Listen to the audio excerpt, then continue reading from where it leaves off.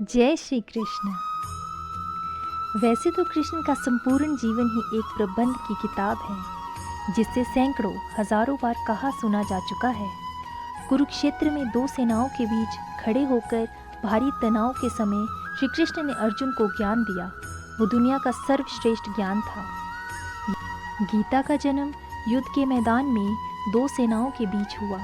जीवन की श्रेष्ठतम बातें भारी तनाव और दबाव में ही होती है। अगर आप दिमाग को शांत और मन को स्थिर रखने की कोशिश करें तो सबसे बुरी परिस्थितियों में भी आप अपने लिए कुछ बहुत बेहतर निकाल पाएंगे। ये श्री कृष्ण सिखाते हैं। गीता पढ़ने से पहले अगर इसी बात को समझ लिया जाए तो गीता पढ़ना सफल होता है।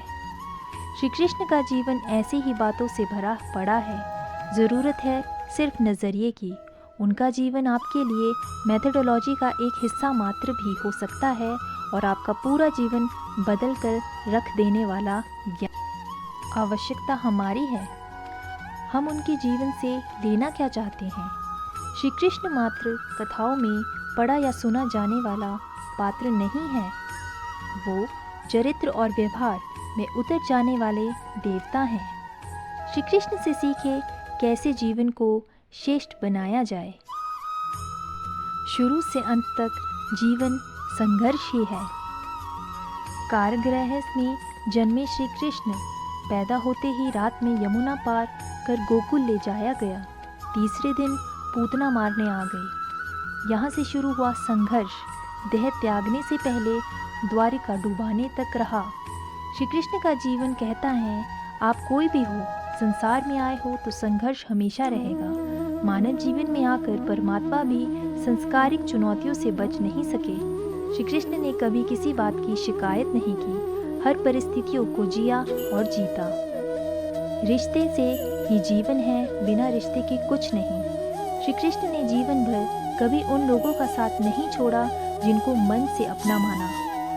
अर्जुन से वे युवावस्था में मिले, ऐसा महाभारत कहती है, लेकिन अर्जुन से उनका रिश्ता हमेशा मन का रहा। सुदामा हो या उद्धव, श्री कृष्ण ने जिसे अपना मान लिया उसका साथ जीवन भर दिया। रिश्ते के लिए श्री कृष्ण ने कई लड़ाइयाँ लड़ी और रिश्ते से ही कई लड़ाइयाँ जीती। उनका सीधा संदेश है, संस्कारिक इंसान की सबसे बड़ी धरोहर रिश्ते ही है, इसलिए अपने रिश्तेदारों को दिल से जिए, दिमाग से नहीं। आपके मतभेद अगली पीढ़ी के लिए बाधा न बने। कम ही लोग जानते हैं कि जिस दुर्योधन के खिलाफ कृष्ण ने आजीवन पांडवों का साथ दिया, उसकी मौत का कारण भी श्री कृष्ण की कटुनीति बनी। वो ही दुर्योधन रिश्ते में श्री कृष्ण के संबंधी भी थे।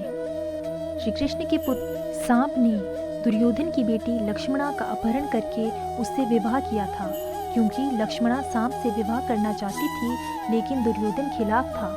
सांप को कौरवों ने बंदी भी बनाया था।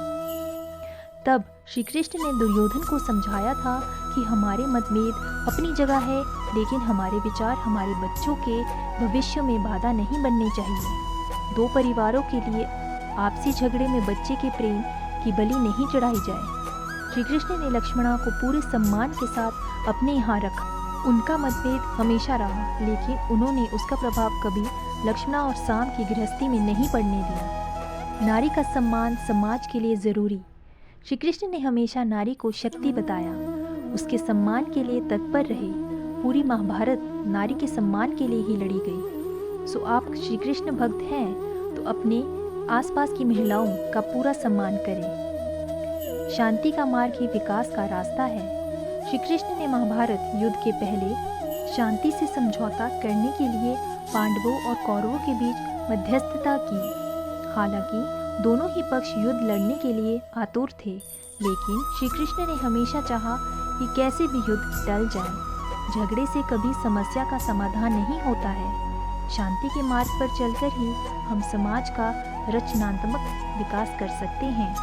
श्री कृष्ण ने समाज की शांति से मन की शांति तक दुनिया को ये समझाया कि कोई भी परेशानी तब तक मिट नहीं सकती जब तक वहाँ शांति ना हो। श्रेय लेने की होड़ से बचे। श्री कृष्ण ने दुनिया भर के राजाओं को जीता था, जहाँ ऐसे राजा का राज भी था जो भ्रष्ट थे। जैसे जरासंध, लेकिन कभी किसी राजा की सिंहासन नहीं छीना। श्री कृष्ण के पूरे जीवन में कभी ऐसा नहीं हुआ कि उन्होंने किसी राजा को मारकर उसका सिंहासन खुद लिया है। महाभारत युद्ध में भी खुद हथियार नहीं उठाया, पूरा युद्ध कटुनीति से लड़ा। पांडवों को सलाह देते रहे, लेकिन जीतने का श्रेय भीम और अर्जुन को दिया। व्यक्ति का जब जन्म होता है तो उसके हाथ खाली होते हैं, जब व्यक्ति मृत्यु को प्राप्त होता है तो उसके हाथ खाली रह जाते हैं। भगवान श्री कृष्ण कहते हैं कि दुनिया में सब मोह है, कोई भी व्यक्ति किसी के साथ नहीं जाता है, जो भी इंसान से पाया है वह सब यहीं रह जाता है। धन्यवाद। जय श्री कृष्ण। राधे राधे।